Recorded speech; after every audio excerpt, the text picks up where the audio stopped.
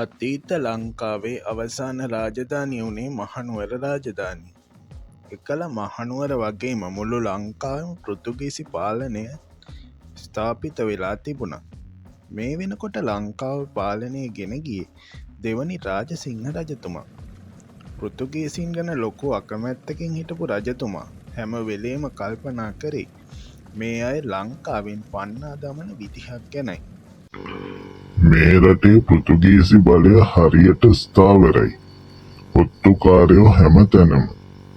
මට මගේ නිලධාරීන් ගැන නම් විශ්වාසයි. මෙතන හරි වගකීම් සහගත තැනක්. කඩවත කියන්නේ හරියට පරිස්සම් වෙන්න ඕනි තැනක්. ඒත් මෙතන අය ගැන අතින් මොකක් හරි විනාශයක් වුණොත් ලොකු ගැටලුවක් ඇති වෙනවා. කල්පනා කරලා මේකට මොකක් හරි කරන්න ඕනි.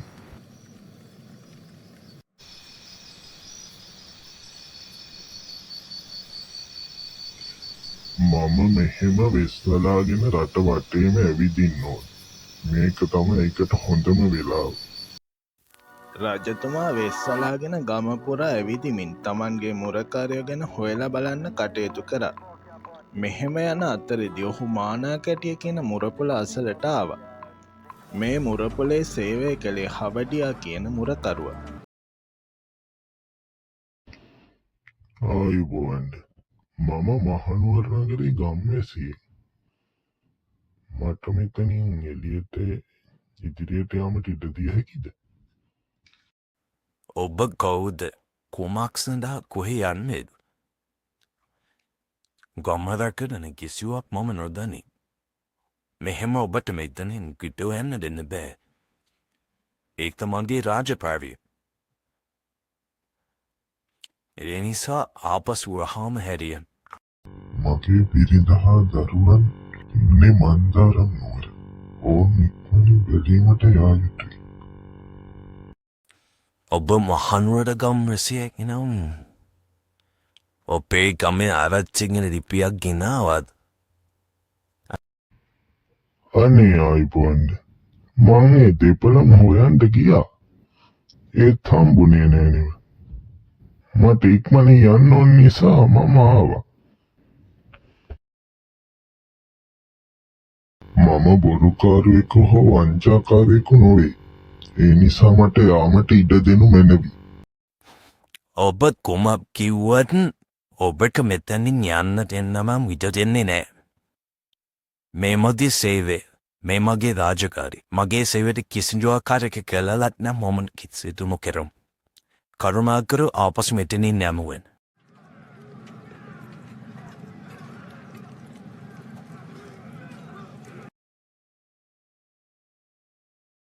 ඔබ නම් රාජද්‍රෝහී. ඔබ ඔත්තුකාරයෙක් බව හැඳේ. රාජින්ගේ දෙවියන්ගේ නාමයෙන් අභියක් ඉතිරපතියම්.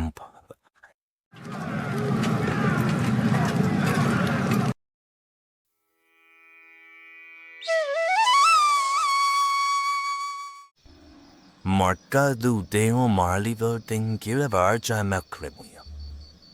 Dalannabi. Magdiati marada kotumad. Rajadrohi kot. උතුමාමෙනි රාජ නියෝගය අනුව මෙහි කැඳ වූ හවදියන මුරතරු මෙහි පැමිණ සිටිනවා. ඔහුව වහා කැඳවනු.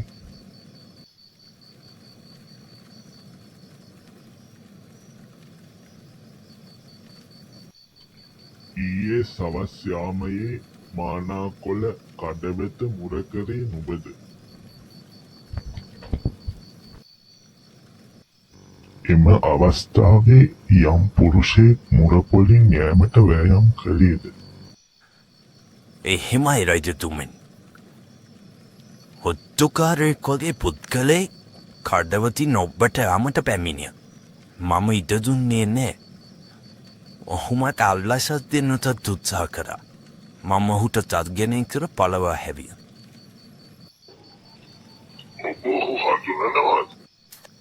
මම ඔහු කවුරුන්දැයි නොදනින්නේ. අන් කවරෙකුත් නොව ඔත්තුකාරයෙකු විය යුතුයි. ඔහු මට ප්‍රගාපත් කළෙනි. නමුත් මම ඔහු පළවා හැරියෙමි.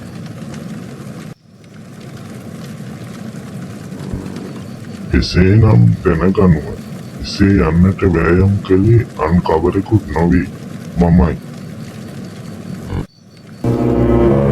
අනේ රජතුවෙන් බලුගැත්තාට සම් නොකරවත දැත කරමාව ලබන සේකා. එම්බා මුරකරුව ඔබ අත කිසිදු වරදක් නොමැත. ඔබ මැනවින් ඔබේ රාජකාරී ඉටුකොට තිබේ.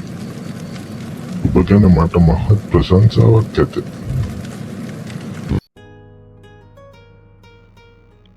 මේ විදිහට රාජසිංහ රජතුමා හවඩියා ගැන ගොඩක් සතුටු වුණා. මේ මුරකරුවා සිදු කළ සේවය නිසාම රජතුමාට රන් හවඩි දුර කියන ගෞරව නාමයකුත් දීලා ගම්වරයෙකුත් ප්‍රදානය කරා. දැත්තනේ ඔයාලත් මගේම අවංකව තමන්ගේ රාජධාරී හරියට යොමු කරා. ඒ තම මේ අපේ channel එකත් subscribe කරගෙන මෑම්.